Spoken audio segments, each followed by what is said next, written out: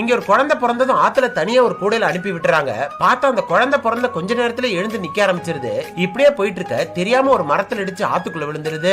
அப்ப அந்த கரையோரமா போருக்காக கத்திய ரெடி பண்ணிட்டு இருந்த ஒருத்தர் குழந்தையோட சத்தம் கேட்டதும் ஓடி வந்து தூக்கிடுறாரு. ஆனா அதை காப்பாத்துற வேகத்துல காலை பிடிச்சு தூக்கவும் அந்த குழந்தை அவரோட மூஞ்சில வாமிட் பண்ணிடுது. பின்னாடியே அதை கழுவுறதுக்கு யூரினும் போய் வச்சிருது. இப்ப இவர் அந்த குழந்தைய கரையோரமா உட்கார வச்சுட்டு அவரோட வேலையை பார்த்துட்டு இருக்காரு. பார்த்தா அங்க இருக்கிற ஒரு சின்ன கல்லை தூக்கி போடுது. அதை பார்த்து இவருக்கு ஒரே ஆச்சரியமா இருக்கு. ஆனா அதுக்குள்ள அந்த குழந்தை 100 கிலோ வெயிட் இருக்கிற பாறையை அசால்ட்டா தூக்கி அவர் கால் மேல போட்டுருது. சோ இவ்வளவு ஸ்ட்ரென்த் இருக்கிற குழந்தைய நம்மளே வளர்க்கலாம்னு சொல்லி வீட்டுக்கு தூக்கிட்டு வந்துறாரு. வீட்டுக்கு வந்தா இவரோட வைஃப் குழந்தைக்கு பசிக்குன்னு சொல்லி பால் கொடுக்கறாங்க.